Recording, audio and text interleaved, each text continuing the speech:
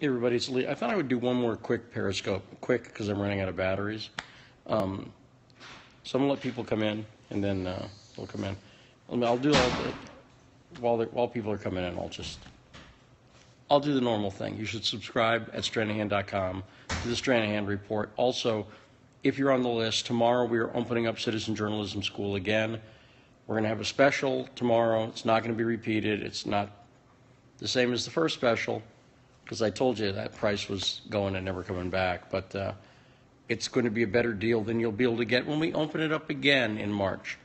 But let me just talk about this real briefly, because I've been thinking about this. And this has to do with some of the stuff I just talked about. Let me go back to the interview I did with Milo on Making the News. In the interview, and it's good, you can check it out. It's on SoundCloud. It's on iTunes. Milo says that the reason he got into journalism is it's sort of as a form of self-expression. And that's very accurate for Milo if you think about it. The reason I got into journalism is as a form of discovery, trying to make sense of the world and trying to get to the truth about the world. It's not about expressing myself necessarily, except insofar as anything you do that's work is about expressing yourself. That's true. But it's primarily about discovery and about trying to make, like I say, literally trying to make sense of the world and where I fit in it and where things are, what things mean, what things are true. This is what's motivated me. And so the reason I mention this is because it's a semi-commercial announcement, but since we're about to open Citizen Journalism School again tomorrow, I thought I would talk about it. I just thought I would say, look, this is what I care about. And the reason I thought of that is, like, I'm constantly in these positions where I'm facing things where ever since the first story I covered as a journalist was the John Edwards story. I was writing for the Huffington Post and Daily Cause then. I was a liberal. And I saw something in the news. John Edwards had been stopped by reporters in a hotel. It seemed to me like he was having an affair. I had a choice at that point. I could shut up about it, or I could use the platforms that I had available to me to talk about it. And that's what I did. I wrote about it. I said, it seems to me like he's having an affair, and here's why. But I could have shut up about it. The easiest thing to do is to shut up about it. Instead, I opened my big fat mouth, or my big fat fingers, really, or my short fat fingers, however you want to call them, and I wrote about it. And I was kicked off Daily Cause for it. I was kicked off. It took me three stories to get kicked off. They waited a few days, but I got kicked off for it. Do you know what I regretted? Nothing. I didn't regret anything. I don't care. I was telling the truth. Did I feel better when I was vindicated on the story after doing more reporting than other reporters in the mainstream media were doing? Yes, I did, because I'd done the work. It wasn't a lucky guess on my part. I had done the work, and I was right. I interviewed people. I developed sources. I did all the things journalists could do. Then on and on and on. I worked in the Pigford story with Andrew Breitbart. I was on the left. I was writing for Huffington Post. I'd been kicked off Daily Cause. Andrew Breitbart, the first night I talked to him, said, look into this Pigford story. Pigford black farmer settlement. I won't go into the whole story, but I looked into it. Boy, this guy's onto something. He's right. This is a big scandal. It's a huge amount of corruption.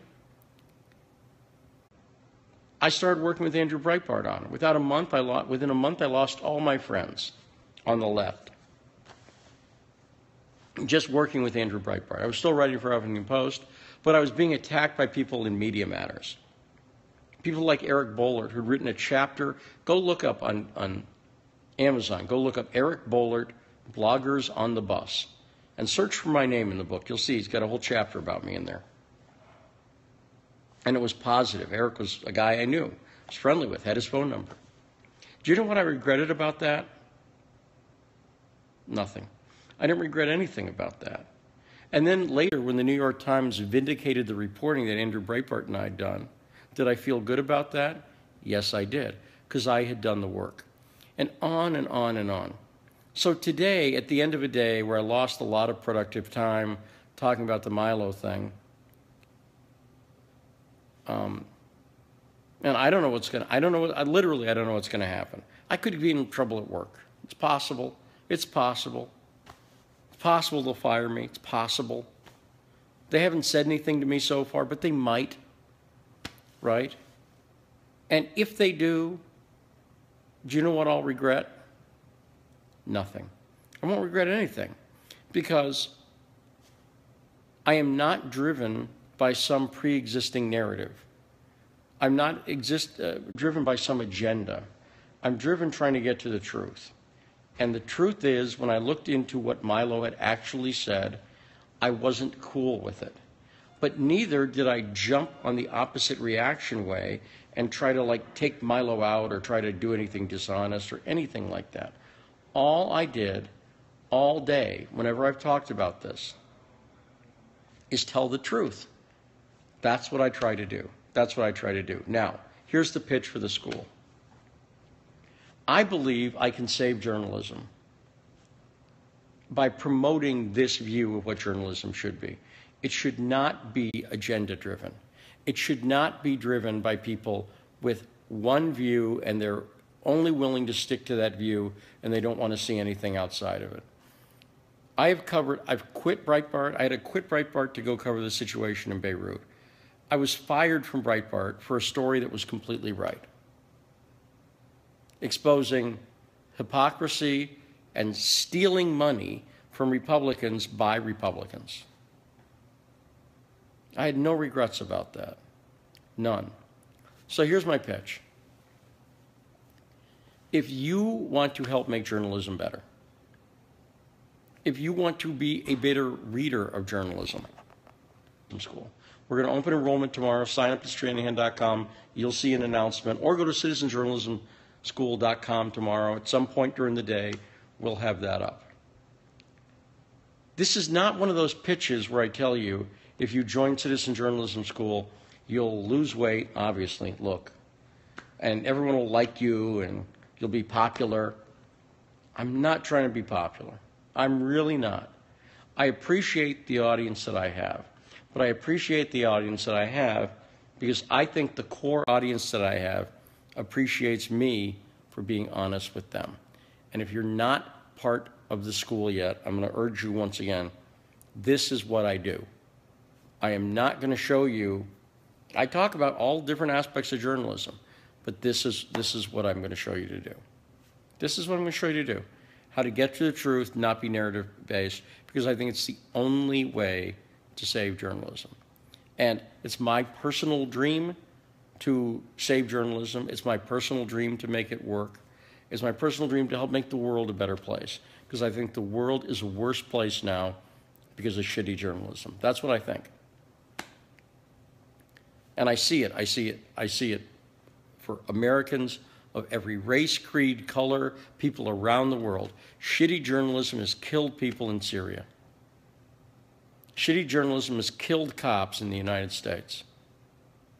There were 8 cops killed in Dallas because of shitty journalism that promotes a left-wing, cop-hating narrative, period. And I could prove it to you. And if you read my work, I have proven it to you. This matters, right? This matters. This stuff matters. So that's my pitch. Anyway, do me a favor, retweet this. It's a weird commercial announcement, but I was about to head back home, do some work, do some writing, try to make sense of my week, try to make sense of today, try to make sense of the world. That's what I do. I don't have any regrets about it. At the end of the day, I sleep well. Andrew Breitbart said this to me the first conversation we had. At the end of the day, I sleep well. And I sleep well because I really am on a mission to save journalism and to help save the world. And that's what I'd like you to be part of. Anyway, that's it. Weird commercial, I know. But I love you guys. Appreciate you taking the time. Talk to you later. Bye.